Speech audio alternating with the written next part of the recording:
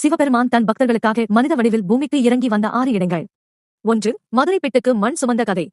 வைகை நதி வெள்ளத்தை அடைக்க வந்தியம்மை என்ற ஏழை மூதாட்டிக்காக சிவன் ஒரு சாதாரண கூலி ஆளாக மாறினார்.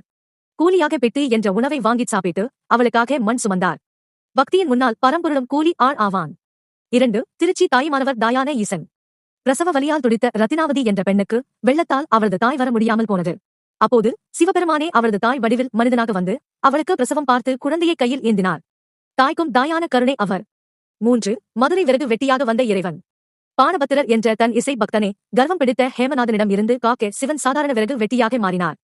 தெருவில் விறகு வெற்றுக்கொண்டே தான் தெய்வீக இசையால் எதிரியின் கர்வத்தை அடக்கினார். தான் பக்தனின் மானம் காக்க வந்த விறகு வெட்டி. 4. ஆவடியார் கோவில் நரிகளை பரிகளாக்கிய சிவன்.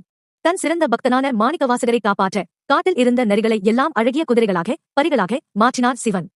அதை அரசனிடம் ஒப்படைக்க அவரே ஒரு கம்பீரமான குதிரைப்பாகனாக மனிதனாக குதிரை மீது ஏறி வந்தார். கூலி வேலை செய்த ஈசன். 5. சிதம்பரம் மாணிக்கவாசகர் சொல்லச் சொல்ல திருவாசகம் முழுவதையும் ஒரு சாதாரண மனிதனைப் போல உட்கார்ந்து தன் கையாலேயே ஒலைச்சுவடியில் எழுதினார் சிவபெருமான். எழுதி முடித்துவிட்டு திருச்சிற்றம்பலமுடையான் என்று கையெழுத்திட்டு மறைந்தார். தமிழ் மீதும் பக்தி மீதும் அவர் கொண்ட காதல் இது. 6. காரைக்கால் சிவனை பிச்சைக்காரனாக வந்து அம்மா என்று அழைத்த பெண் புனிதவதியார்.